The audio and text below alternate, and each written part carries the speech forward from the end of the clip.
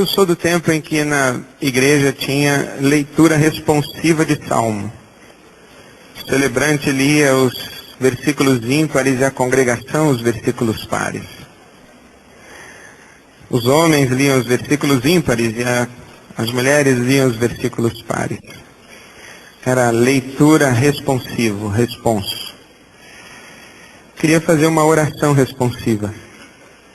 Se você realmente crê no que eu vou dizer, você repita depois que eu disser.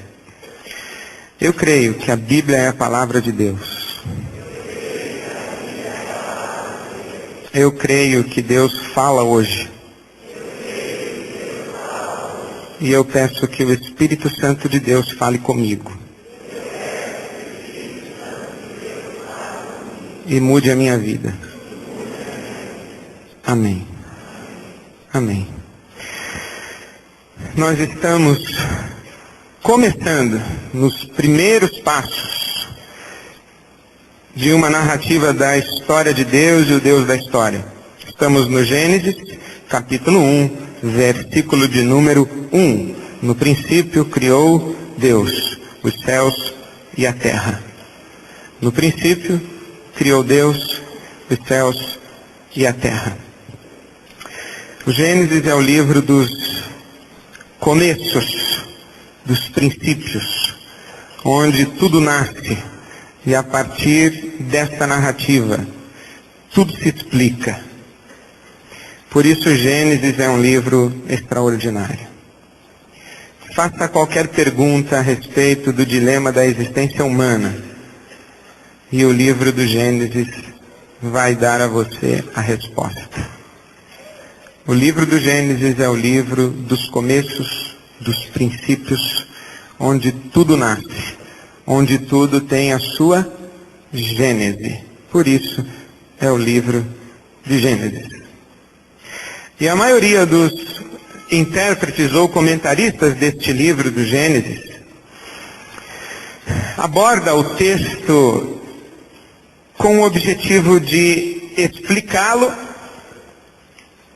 e, ao mesmo tempo, tentar nos convencer de que não existem discrepâncias, divergências entre o que as Escrituras Sagradas afirmam e a ciência afirma. Mas eu penso que essa leitura com pressupostos científicos do livro do Gênesis e da busca de entendimento das origens é uma leitura distorcida e que traz alguns problemas muito sérios, a começar do fato que a maioria daqueles que tentam fazer esta leitura científica teológica ou teológica científica de Gênesis, a maioria não entende nem de ciência nem de teologia. Ou é um cientista muito bom que não entende nada de Bíblia, ou é um biblicista muito bom que não entende nada de ciência, ou é um metido a besta que não entende nenhuma das duas coisas, mas mesmo assim se aventura a tentar explicar. Eu, como não entendo nem de ciência nem de Bíblia e não sou metido a besta, não vou tentar explicar para você o Gênesis com essa perspectiva científica. Até porque eu penso que essa é uma abordagem muito pobre de ciência. Porque ciência, você sabe o que é? É um conjunto de teorias que tenta explicar os fenômenos observáveis. Pronto. Ciência é um conjunto de teorias que tenta explicar fenômenos observáveis. E fenômenos observáveis que se repetem. Aí já começamos a complicar a situação. É porque o universo de fenômenos observáveis vai mudando de geração em geração. Antes nós falávamos de átomo, agora já se fala de quanta. E vai mais adiante, que eu já parei na física quântica, porque depois não entendi nada, aí eu nem fui mais fundo. Mas os fenômenos observáveis, eles são cada vez mais minúsculos, cada vez menores. Fala-se em nanotecnologia, fala-se na dimensão inimaginável para nós daquilo que pode ser observado neste universo criado. De modo que os fenômenos observáveis vão se multiplicando, e à medida em que se multiplicam os fenômenos observáveis, ou a nossa capacidade de observação, também as explicações que dávamos aos outros fenômenos, ou aquilo que conseguíamos observar, também vai mudando. De modo que é muito lógico que a ciência de ontem discorda da ciência de hoje, e muito provavelmente a ciência de hoje vai discordar da ciência de amanhã. Isso implica dizer que quem quer fazer uma leitura científica da Bíblia Sagrada está em maus lençóis, porque tem um texto imutável e está vestindo um óculos cuja lente muda a cada segundo. Implica também fazer essa leitura científica da Escritura Sagrada, essa busca das origens, essa comparação. Por exemplo, olha, hoje está havendo uma situação muito interessante, que diz que o chimpanzé é muito parecido com você. É uma questão de ciência já, 99,4% de toda a estrutura ou bagagem genética de um chimpanzé, muito próxima da sua. O rato não fica muito longe desse referencial. E aí nós começamos esses estudos científicos, acadêmicos, as pesquisas arqueológicas, para buscar o primeiro homem, o primeiro espécime, e todas essas discussões aí, tudo isso nos complica bastante na leitura do Gênesis, porque partiríamos então do princípio que Deus se revelou num texto cifrado, num texto lacrado, num texto cheio de códigos, que a ciência deveria abrir. E é muito complicado, porque a Bíblia Sagrada é uma carta de Deus para a humanidade, não para os iniciados e nem para os cientistas. Também a Bíblia não é uma carta de Deus para os teólogos e pastores, é uma carta de Deus para a humanidade. Por isso é que cremos na iluminação do Espírito Santo, no livre exame das Escrituras, e que qualquer ser humano pode ler a Escritura Sagrada e compreender o seu mistério por revelação do Espírito Santo de Deus, e não por profundidade científica e acadêmica.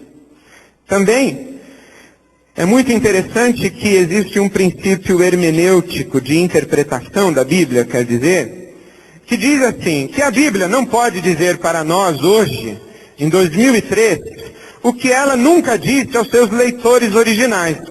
Por isso é que quando você ouvir alguém falar que o Papa é a besta, mentira. Porque já existia besta quando não existia Papa. É simples, não é? A Bíblia foi escrita como um texto universal. Um texto atemporal. Foi escrito, porém, no tempo e na história. Isso significa que a Bíblia terá sempre o mesmo significado e a mesma mensagem para todos os leitores ao longo da história, respeitados os limites da própria história. Isso quer dizer que um sujeito que não entende nada de física quântica e que viveu há 3.000 anos atrás, deveria ler o Gênesis e entender o Gênesis. E um sujeito que estiver vivendo daqui a 50.000 anos, se houver mundo daqui a 50.000 anos, também vai ter que ler o Gênesis e entender o Gênesis, independentemente de todo o avanço científico que a humanidade possa experimentar daqui até lá. É assustador que se diz por aí que o conhecimento que acumulamos nos últimos 30 anos dobrará nos próximos 5 anos. Então você imagina, em 2008, se eu me meto a explicar o Gênesis. Eu vou ter que dizer, pessoal, aquilo tudo que eu falei em 2003, apaga. Porque nós já temos um outro contingente de conhecimento, e aí vai dar uma salada tremenda. Eu acho muito legal essa revista super interessante, a Galileu, mas eles falam muita besteira. Não? É por causa dessa mania de colocar um óculos científico para interpretar um texto que não é científico. E se você quer saber que não é científico, basta você ler o Gênesis capítulo 1 e perceber que o seu filho que está no primeiro grau, ou vamos dar uma colher de chá para o Gênesis, segundo grau, ele já não concorda. E ele, se fizer uma leitura com atenção, ele vai dizer, papai, Tem alguma coisa errada com esse Espírito Santo. Ele não estudou biologia, nem física, nem química. Porque, por exemplo, Deus faz com que haja separação entre luz e trevas no primeiro dia, mas Ele cria o sol só no quarto dia. Então Ele habita numa terra onde há luz e trevas, mas não tem sol nem lua. Ele habita numa terra, por exemplo, que no terceiro dia é coberta de plantas, ervas e árvores, mas o sol mesmo só aparece no quarto dia. E o seu filho perguntaria: papai, e a tal da fotossíntese? Como é que é o nome mesmo? Até me enrolei. Papai, tá vendo como eu não entendo nada nem de biologia, nem de Bíblia? Papai, e a tal da fotossíntese? Que para que a terra esteja coberta de plantas, ervas, precisa ter fotossíntese, não é, papai? Dá para ter fotossíntese sem sol? Dá, meu filho, porque a palavra de Deus é perfeita, então dá. Mas dá para explicar? Não, não dá. É melhor você dizer assim: filhinho, esse texto, meu filho, não é um texto de biologia. Não é um texto de física, de química. Qualquer sujeito com um mínimo de bom senso vai saber que o mundo é mais do que o planeta Terra e um negócio grande que aparece de dia e outro negócio menorzinho que aparece de noite. Mas no livro do Gênesis, o mundo não é nada mais do que o planeta Terra, o sol aparecendo de dia e a lua aparecendo de noite. O que conhecemos do universo, aliás, o que observamos do universo, já é muito maior do que o livro de Gênesis, no capítulo 1, consegue descrever. Parece que o planeta Terra é o centro de todo o cosmos. Eu não sei como é que você encara essa situação, mas eu fico muito inquieto com aquela fala do filme O Contato, em que a menina pergunta: papai, tem vida para lá? Para além da Terra? E o pai responde: se tem ou não tem, minha filha, eu não sei, mas se não tiver, é um desperdício desgraçado. Me parece muito razoável. O que temos aqui é uma descrição do planeta Terra e seus fenômenos, uma descrição a partir do momento do sujeito que descreve, daquilo que ele consegue observar e daquilo que ele consegue decifrar desta mecânica do universo da sua época. Por isso é que o Gênesis não é um livro de ciência. Gênesis é uma poesia. Gênesis é fala, não lógico-matemática. Gênesis é fala simbólica, poética. Gênesis não visa esclarecer as mentes inquietas dos cientistas contemporâneos ou dos céticos de plantão. Gênesis visa responder aos corações aflitos que tateiam na terra em busca de uma experiência de fé. Esse é o Gênesis. O Gênesis, portanto, quer dizer para nós que antes de existir algo, existia alguém. E antes de existir algo, existia desígnio, design, existia propósito, finalidade. No princípio, criou Deus os céus e a terra. Antes do tempo, existia Deus. Antes de existir alguma coisa, existia Deus. E antes que alguma coisa viesse a existir, esta alguma coisa existiu na mente de Deus. O Gênesis foi escrito para dizer que o universo não é autodeterminado, que há uma mão por trás deste universo criado. O Gênesis vem para dizer que há alguém e que a realidade última não é a coisa, é alguém. E, portanto, a investigação última de um ser humano não é a respeito do o quê, mas é a respeito de quem. que aquilo que mais deve suscitar questões ao nosso coração não é o como as coisas funcionam, mas quem é este que faz com que todas as coisas funcionem? O universo não é autodeterminado. Ele foi feito por alguém. Se você quer tentar explicar como foi feito, e ficar nessa discussão de que entre o versículo 2 e o versículo 3, houve uma grande catástrofe. Se você quiser discutir que os dias da criação, os 7 dias da criação, não são dias de 24 horas, o que eu acredito que você vai ter razão, mas são eras, são blocos de tempo, são milhares e milhares de anos. Um ion não é um dia de 24 horas como conhecemos, mas é um período de tempo que é o primeiro dia. E quanto tempo é este período de tempo que a Bíblia chama de primeiro dia? Eu não faço a menor ideia. Me chama muito a atenção o fato que no 5º dia Deus cria os animais dos mares e dos ares, os seres das águas e os seres do espaço. E no 6º dia ele não cria apenas o ser humano. Ele cria os animais domésticos, os animais selvagens e os demais seres vivos da terra, cada um de acordo com a sua espécie. Há muitas perguntas que podemos fazer aqui. Porque a própria Bíblia está dizendo que tanto o chimpanzé quanto você foram criados ou apareceram no universo no mesmo dia. A ciência vai ter um prato cheio para discutir. E você pode se meter nessa aventura. Mas eu não creio que o Gênesis existe para isso. Eu creio que o Gênesis existe, em primeiro lugar, para dizer que o universo não é autodeterminado. Alguém o fez. E se alguém o fez, o universo também tem racionalidade, tem inteligência.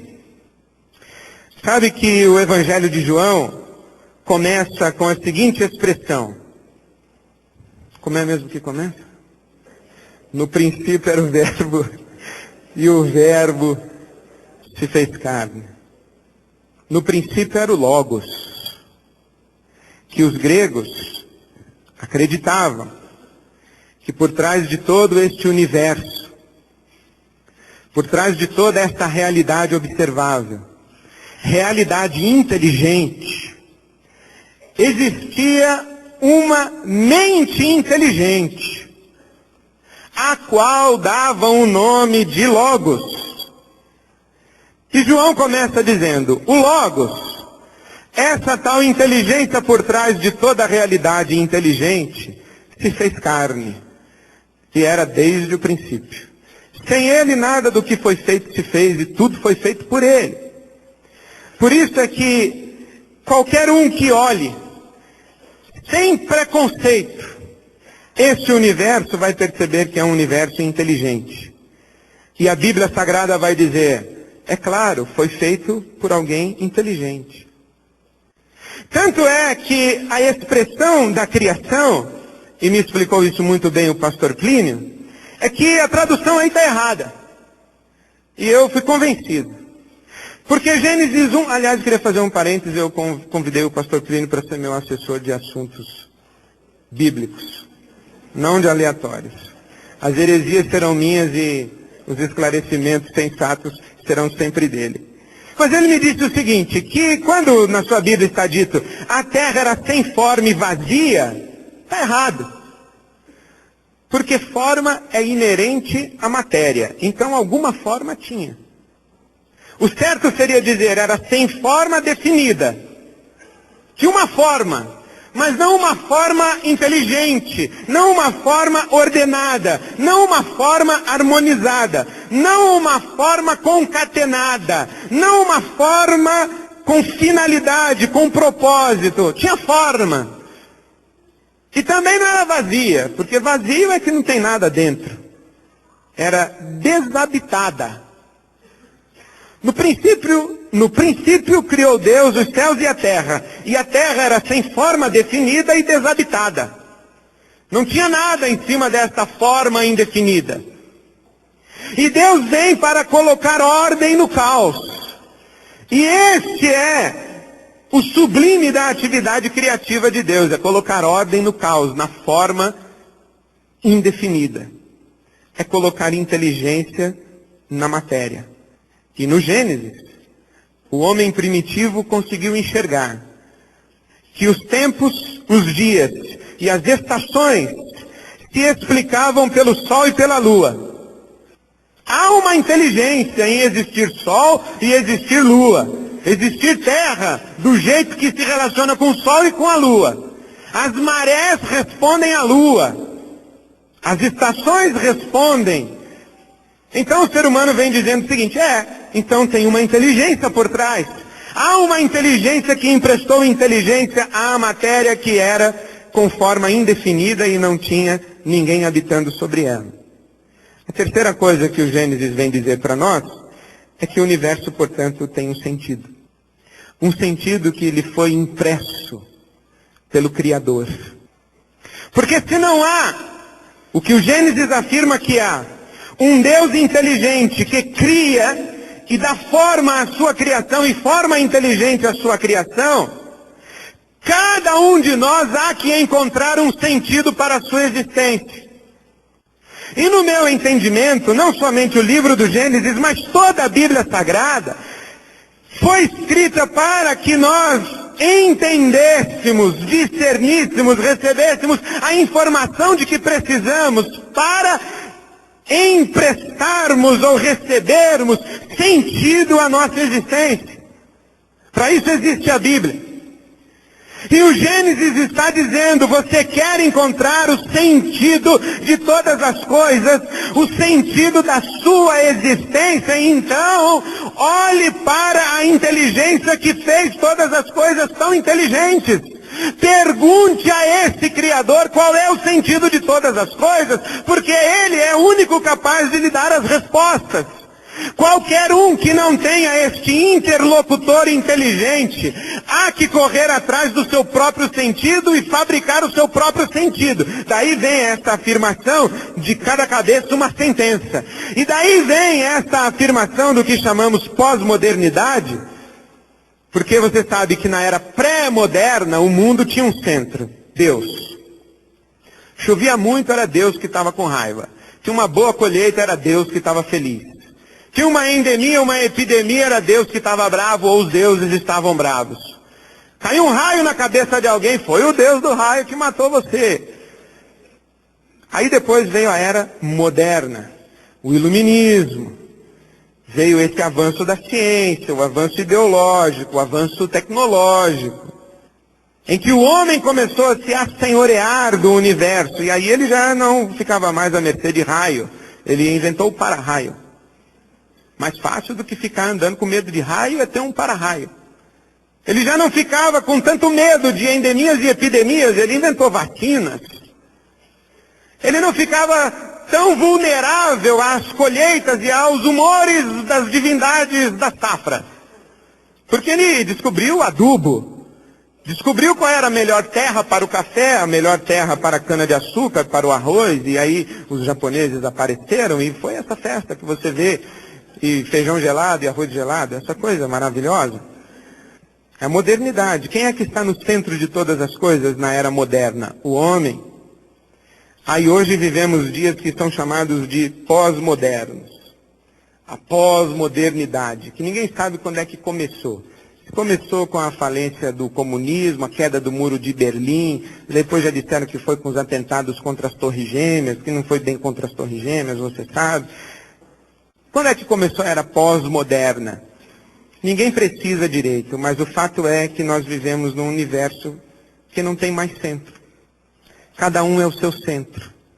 Cada um vive tateando à luz da sua própria capacidade para dar sentido à sua própria vida nos seus próprios termos. E o mundo é essa bagunça, é o caos que encontramos. O Gênesis vem dizendo, não, Deus continua no centro de todas as coisas. E se você quer encontrar sentido para todas as coisas, olhe para o Gênesis e creia que antes de existir algo, existia alguém. Antes de existir algo, existia um propósito, um desígnio para todo o algo que veio a existir. E que se você quiser encontrar sentido para a sua vida, pergunte a esta inteligência, a este Deus Criador de todas as coisas. Imagine que você tem uma experiência súbita de amnésia. E você é que nem aquele homem que foi no médico e disse: doutor, estou sofrendo de amnésia. Há quanto tempo? Há quanto tempo o quê? Mas imagine que você é esse sujeito, que está sofrendo de amnésia. Um belo dia você acorda, você não sabe quem é, você não sabe quem são as pessoas ao seu redor, você não sabe onde está, você não sabe quem colocou você no lugar onde você está, você não sabe o que é que você tem que fazer onde você está, você simplesmente, acordou. Bom, você imediatamente vai começar a fazer perguntas. Quem eu sou? Qual é o meu nome? De onde eu vim? O que é que eu tenho que fazer aqui? Para onde eu vou? O que me explica? Quem são vocês? E para responder essas perguntas é que foi escrito o livro do Gênesis. De modo que o livro do Gênesis, diz o Rubem Alves, que é um livro que mostra Deus construindo um quartinho para o bebê. Porque Deus estava grávido. E Deus foi ao shopping. E encontrou as coisas mais lindas. E no tempo certo, Deus deu à luz ao seu bebê. E quando Deus deu à luz ao seu bebê, a coisa mais importante de tudo quanto Ele criou, passou a ser o bebê. E a partir de agora, tudo o que é importante está centrado na relação dele, Deus Criador e Pai amoroso, com o seu bebê. Alguns ainda insistem em ficar discutindo o quarto. Mas Deus está querendo falar a respeito dessa criança que nasce como fruto das suas mãos e não como fruto de sua palavra de ordem. Façamos o ser humano à nossa imagem, conforme a nossa semelhança. Domine ele sobre os peixes do mar, sobre as aves do céu, sobre os grandes animais de toda a terra e sobre todos os pequenos animais que se movem rente ao chão. Criou Deus o homem à sua imagem. A imagem de Deus o criou. Homem e mulher os criou. Gênesis 1, 28. Deus os abençoou e lhes disse: sejam férteis e multipliquem-se. Encham e subjuguem a terra. Dominem sobre os peixes do mar, sobre as aves do céu e sobre todos os animais que se movem pela terra. Gênesis capítulo 2, a partir do verso 4. Esta é a história das origens dos céus e da terra, no tempo em que foram criados. Quando o Senhor Deus fez a terra e os céus, ainda não tinha brotado nenhum arbusto no campo e nenhuma planta havia germinado, porque o Senhor Deus ainda não tinha feito chover sobre a terra, e também não havia homem para cultivar o solo. Todavia brotava a água da terra e irrigava toda a superfície do solo. Então o Senhor Deus formou o homem do pó da terra e soprou em suas narinas o fôlego da vida, e o homem se tornou um ser vivente. Capítulo 2, verso 18. Então o Senhor Deus declarou: não é bom que o homem esteja só. Farei para ele alguém que o auxilie e lhe corresponda. Depois que formou da terra todos os animais do campo e todas as aves do céu, o Senhor Deus os trouxe ao homem para ver como ele os chamaria. E o nome que o homem desse a cada ser vivo, esse seria o seu nome. Assim o homem deu nomes a todos os rebanhos domésticos, às aves do céu e a todos os animais selvagens. Todavia não se encontrou para o homem alguém que o auxiliasse e lhe correspondesse. Então o Senhor Deus fez o homem cair em profundo sono, e enquanto este dormia, tirou-lhe uma das costelas, fechando o lugar com carne. Como a costela que havia tirado do homem, o Senhor Deus fez uma mulher e a levou até ele. Disse então o homem: esta sim é osso dos meus ossos e carne da minha carne. Ela será chamada mulher, porque do homem foi tirada. Por essa razão, o homem deixará pai e mãe e se unirá à sua mulher, e eles se tornarão uma. Ela será chamada mulher, porque do homem foi tirada. Por essa razão, o homem deixará pai e mãe e se unirá à sua mulher, e eles se tornarão uma só carne. O homem e sua mulher viviam nus e não sentiam vergonha. A Bíblia diz para nós que o ser humano, você e eu, somos o final de uma longa cadeia criativa. Da vida do inanimado para a vida vegetal. Da vida vegetal para a vida animal. Da vida animal para a vida humana. E a Bíblia diz para nós que nós, seres humanos, somos o ápice da criação de Deus. No Salmo capítulo 8 se diz que o homem é posto apenas um pouquinho abaixo de Deus e acima dos anjos. Se na sua Bíblia diz outra coisa, porque tem uma tradução errada aí no mercado, risque e corrija. Não tema. Estou lhe avisando, pode riscar. Errado está o tradutor. Salmo 8 diz: pouco abaixo de Deus o criaste. No universo, conforme a concepção bíblica, Deus está acima em toda a hierarquia, e abaixo de Deus está o homem. E o homem está somente abaixo de Deus, e de mais ninguém, e de mais nada. Nós somos o ápice. E por que somos o ápice desta ação criativa de Deus? Porque nós, seres humanos, fomos os únicos criados à imagem e semelhança de Deus. Nós, seres humanos, somos o que de mais parecido com Deus existe no universo. Por isso é que somos o ápice.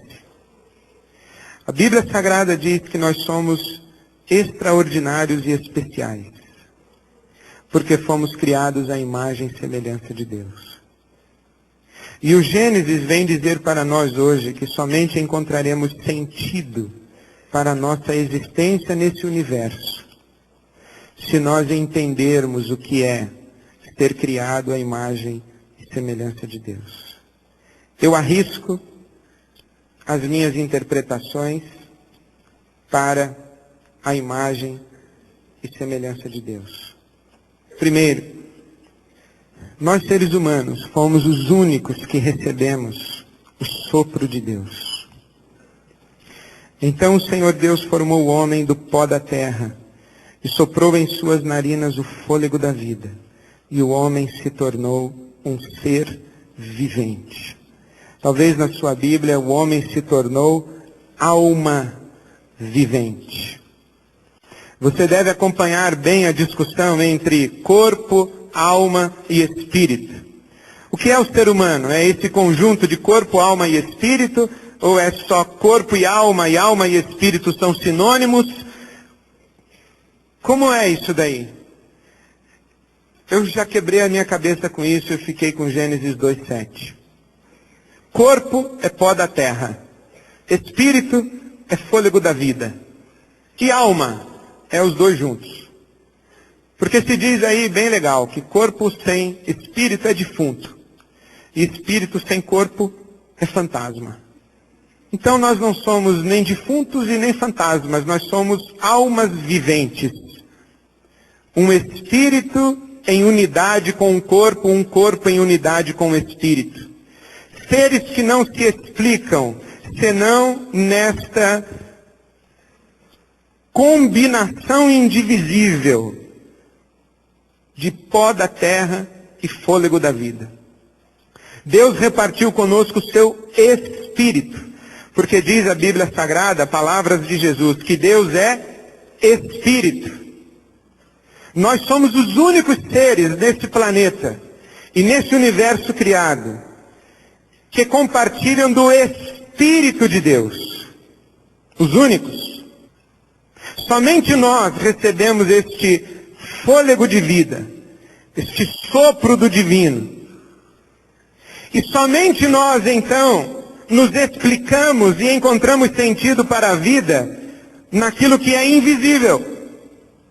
E qualquer pessoa que queira encontrar sentido para a sua vida no que é visível, no que é tangível, no que é apropriado pelos sentidos, os nossos 5 sentidos, é um bicho. O ser humano não. O ser humano vai encontrar sentido quando viver plenamente a sua dimensão física, pó da terra. Mas quando viver plenamente a sua dimensão espiritual, fôlego da vida. Quando nós conseguirmos combinar essas duas realidades, a vida vai fazer sentido para nós. Enquanto o nosso mundo ficar no fenomenológico observável, nós não encontraremos sentido. Enquanto acreditarmos apenas no que pode ser verificado, comprovado cientificamente, e não entendermos que a realidade se explica do que é invisível, então a vida não nos fará sentido. É tão impressionante isso, né? Que as pessoas dizem, bom, Deus é invisível, então não deve existir. Mas o amor também é invisível, o pensamento também é invisível. Não precisamos nem reivindicar a presença do divino para valorar o invisível. Mas a nossa vida só se explica nesta combinação indivisível entre o pó da terra e o fôlego da vida. Segundo, nós seres humanos recebemos, e somente nós, nem os anjos, domínio sobre toda a criação. Foi ao macho e à fêmea, ao ser humano criado à imagem e semelhança de Deus, que Deus deu domínio. Foi ao ser humano, em Gênesis capítulo 2, versículo 5, que Deus entregou a sua expectativa de que a terra fosse solo cultivado. Foi ao ser humano, em Gênesis 2,15,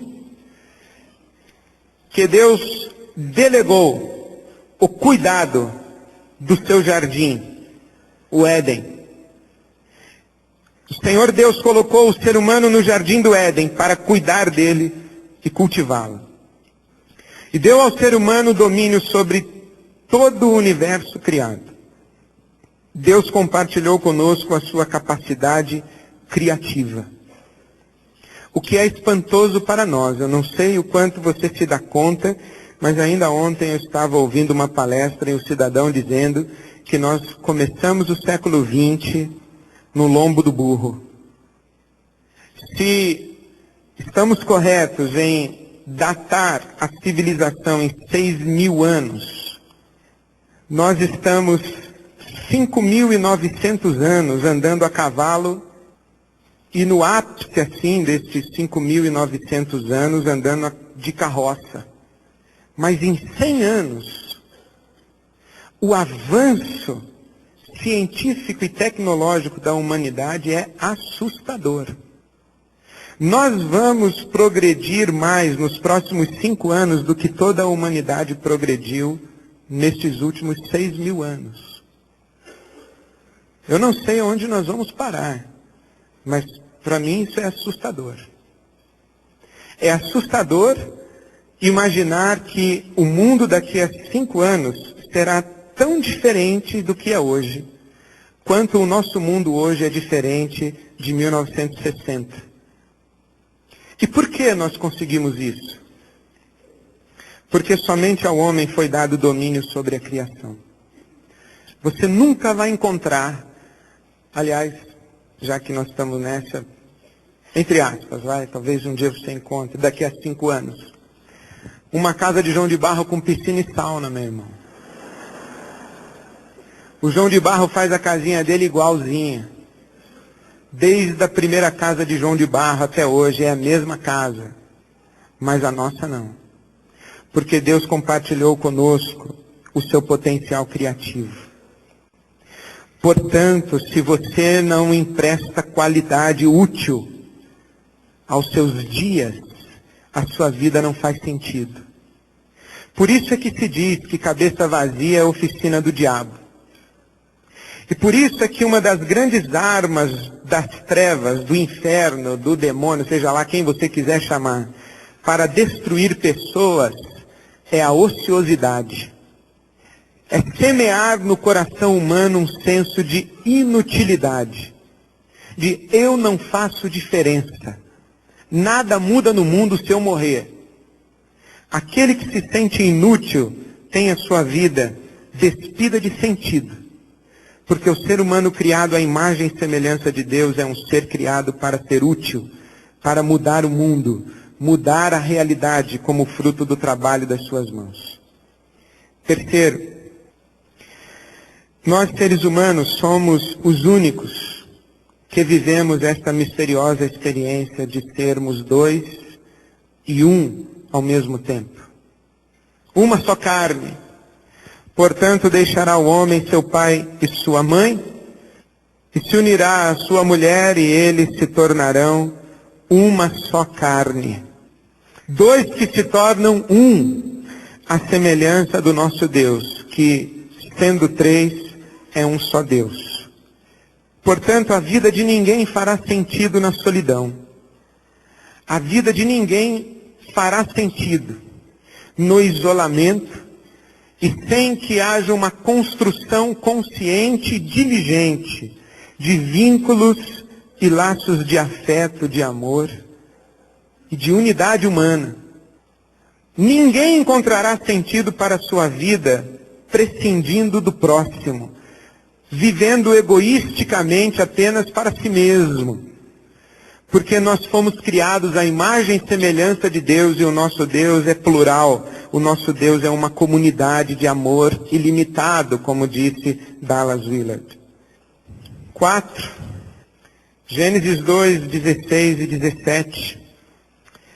Diz para nós que o Senhor colocou o homem no jardim do Éden para cuidar dele e cultivá-lo. E o Senhor Deus ordenou ao homem: coma livremente de qualquer árvore do jardim, mas não coma da árvore do conhecimento do bem e do mal, porque no dia em que dela comer, certamente morrerá. O que isso quer dizer para mim? Quer dizer que Deus impôs limites morais e éticos à sua criatura mais qualificada. Quer dizer que Deus não deu autonomia à sua criatura mais qualificada. Quer dizer que Deus olhou para a sua criatura mais qualificada e entendeu que esta criatura mais qualificada olharia um dia para si mesma e diria: eu.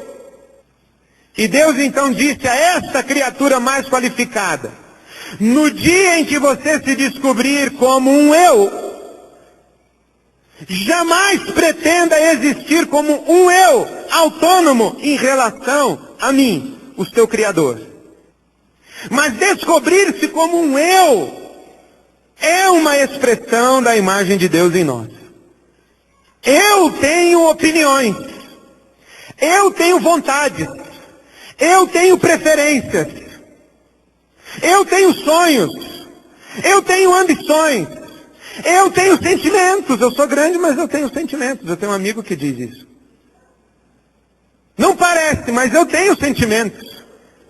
Eu tenho as minhas próprias ideias. Eu também sou uma pessoa. Eu também sou inteligente. Eu também me dou. Eu também espero que se deem a mim. Eu sou uma pessoa. E o autor de Gênesis diz assim: é verdade, você é feito à imagem e semelhança de uma pessoa. Deus é uma pessoa, você também é uma pessoa. Então assuma a responsabilidade sobre este pensar, este sentir, este querer. Porque você é uma pessoa criada à imagem e semelhança de Deus, e que vai descobrir-se como um eu. Que interessante, o Viktor Frankl, que escreveu Em Busca do Sentido da Vida, é o precursor, ou quando o cara não é o precursor, me ajuda aí. É o quê? O inventor da logoterapia. Ele diz uma coisa interessante, que a consciência humana é o umbigo da alma. Que assim como o seu umbigo diz que você veio de um outro ser biológico, a sua consciência diz que você veio de um outro ser espiritual. Porque a sua consciência é quase que uma voz autônoma na sua própria cabeça. Você conversa com ela. Ela diz, não faça isso. E você diz, não, mas eu estou no controle. Só mais essa vez. Ela diz, não faça. Semana passada você já disse a mesma coisa. É você conversando com você mesmo numa voz que já não é mais nem a sua. A consciência é o umbigo da alma, disse o Viktor Frankl.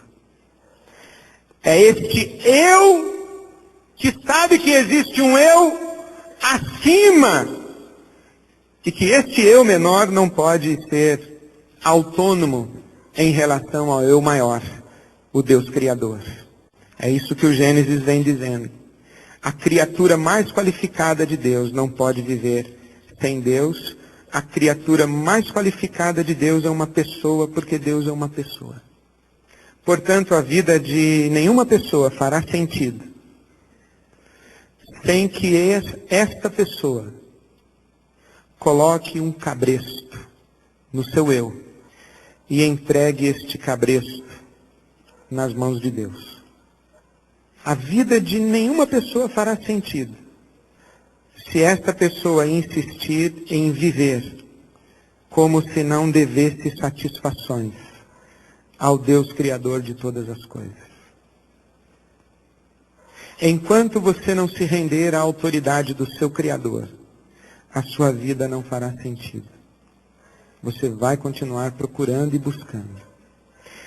Finalmente, a imagem e semelhança de Deus se explicam em Gênesis 5. E aí eu agradeço muito mesmo ao pastor Plínio que me explicou isso. Porque até então eu jamais havia pensado dessa maneira, ou digo a vocês o seguinte, eu pensava o contrário disso. Mas a imagem de Deus, me ensinou o pastor Plínio, que se explica pela nossa aparência física, pela nossa bagagem genética. E a primeira vez que eu ouvi, eu falei, bom, o pastor já está com uma certa idade e tal. Mas Gênesis capítulo 5 diz que este é o registro da descendência de Adão. Quando Deus criou o homem, a semelhança de Deus o fez, homem e mulher os criou. Quando foram criados, ele os abençoou e os chamou homem. Aos 130 anos, olha que esperança para você, meu irmão. Aos 130 anos, Adão gerou um filho. Gerou um filho à sua semelhança, conforme a sua imagem, e deu-lhe o nome de Sete. Olha, para mim fez muito sentido. Antes eu pensava o seguinte, Deus não tem aparência física porque Deus é espírito. Bom, mas também é verdade que a Bíblia Sagrada toda se escreve tratando Deus como se Deus tivesse. Porque a Bíblia Sagrada é um livro que tem uma figura de linguagem muito interessante chamada antropomorfismo. Atribuir forma humana a Deus. Isso não é próprio apenas da Bíblia Sagrada, é próprio de muitas teologias, mas a Bíblia Sagrada fala dos olhos de Deus, do braço forte de Deus, da mão de Deus, da boca de Deus, dos ouvidos de Deus. Deus é tratado assim. Talvez se nós tivéssemos aparência física de cavalos, a Bíblia teria um salmo sobre a maravilhosa crina de Deus. Mas nós temos essa aparência física. Nós somos assim. Por isso é que nós projetamos o nosso Deus assim como nós somos. Com olhos para ver, ouvidos para ouvir, mãos para se prestarem ajuda e socorro. Por isso é que quando o Senhor Jesus, o Logos, o Verbo se faz carne e afirma: eu e o Pai somos um, eu sou Deus. Isso para nós não é tão estranho, porque nós fomos criados à imagem e semelhança de Deus. O nosso Deus, meus irmãos, se parece muito conosco, porque Ele nos fez muito parecidos com Ele. Por isso é que podemos olhar para Jesus e podemos confiar no testemunho de João. O mesmo João que escreveu: o Logos se fez carne e habitou entre nós, também escreveu o que era desde o princípio, o que ouvimos, o que vimos com os nossos olhos, o que contemplamos e as nossas mãos apalparam. Isto proclamamos a respeito da palavra da vida. A vida se manifestou, nós a vimos e dela testemunhamos e proclamamos a vocês a vida eterna que estava com o Pai e nos foi manifestada. Nós lhes proclamamos o que vimos e ouvimos, para que vocês também tenham comunhão conosco. Nossa comunhão é com o Pai e com seu Filho, Jesus Cristo. A imagem e semelhança de Deus em nós é o que faz entendermos e discernirmos esse Deus que se fez um de nós, na pessoa de Jesus Cristo. Por isso, o primeiro livro do Gênesis foi um livro, o primeiro capítulo e segundo capítulo do Gênesis foram capítulos escritos, e se eu não conseguir fazer isso hoje à noite, me perdoem, para levantar o seu astral, para levantar a sua cabeça, para revestir você de honra, de dignidade, de valor. Fazer com que você ande pelo mundo crendo: eu sou a criatura mais qualificada do universo criado. Eu sou o que de mais parecido existe com Deus no universo criado.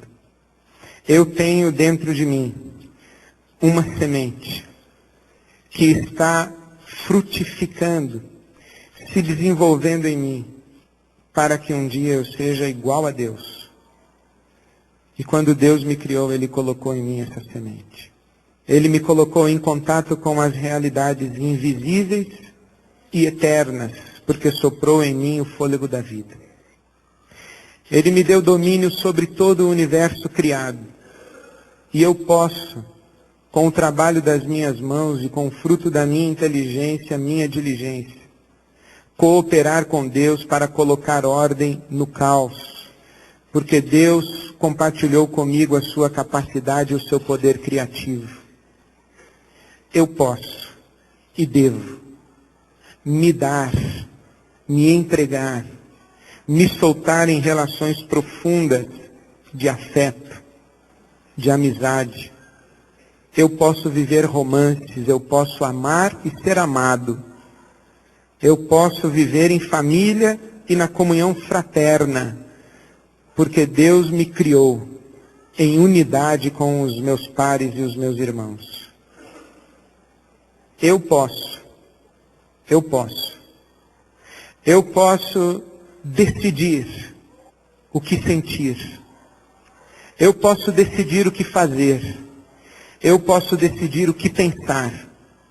Eu não sou escravo dos meus instintos. Eu sou uma pessoa com vontade própria, com nobreza de emoções e com capacidade de refletir e escolher. Eu posso abraçar a Jesus como meu Deus, sem estranhar o fato dele ser tão parecido comigo e ser Deus, porque o Deus que me criou muito parecido com ele. Eu queria terminar com uma fala de Abraham Joshua Heschel, um rabino que desenvolveu a sua teologia e que os estudiosos deram a ela o nome de humanismo sagrado, e que muito me agrada. Foi ele também quem disse que na Idade Média procurávamos argumentos em prol da existência de Deus. Mas hoje estamos procurando argumentos em prol da existência do homem. Mas eu gostaria de afirmar a minha esperança na raça humana, no mundo, no futuro. A minha esperança a seu respeito e a meu respeito. Porque o Gênesis foi escrito para dizer que antes de nós existiu e existe um Deus, que criou um universo inteligente e perfeito, que nos criou como seres mais qualificados de todo esse universo. E o Abraham Joshua Heschel disse o seguinte: ser humano é ser uma novidade, não uma repetição ou extensão do passado. É ser uma antecipação das coisas que virão. Ser humano é ser uma surpresa, não uma conclusão antecipada. Uma pessoa tem a capacidade de criar eventos. Toda pessoa é um descobrimento, um exemplo de exclusividade. O que distingue o homem do animal é a infinita, imprevisível capacidade para o desenvolvimento de um universo interior. Existe mais potencialidade na sua alma do que em qualquer outro ser conhecido por nós. Olhe para uma criança e tente imaginar a quantidade de eventos que ela irá engendrar. Uma criança chamada Johann Sebastian Bach foi empossada de poder suficiente para segurar gerações de homens no seu encanto. Mas será que existe qualquer potencial que deva ser aplaudido? Ou qualquer surpresa a ser esperada de um bezerro ou em um potro? De fato, o enigma do ser humano é não o que ele é, mas o que ele é capaz de vir a ser. E nós sabemos que o que somos capazes de vir a ser é Jesus de Nazaré. É isso que somos capazes de vir a ser. Há quem diga que Deus não acabou ainda de criar a espécie humana, que há somente um ser humano completo, como Deus o planejou desde a eternidade, que foi Jesus Cristo. Por isso, todos nós estamos em processo criativo, para que Cristo se veja em nós. Nós somos belos, nós somos extraordinários, nós somos maravilhosos, nós somos grandes, porque fomos criados à imagem e semelhança de Deus. Não permita que nada e nem ninguém diminua a sua grandeza e desconecte você do Deus que criou você perfeito. Amém. Queria convidar você a ficar em pé e convidar você a orar. Ó Deus, nosso Pai bendito, nós te agradecemos por este recado da Tua palavra que nos conta a nossa origem, quem somos, como fomos idealizados por Ti e como fomos feitos pelas Tuas mãos. Nós te agradecemos de maneira muito reverente por termos o que de mais parecido existe contigo em todo esse universo.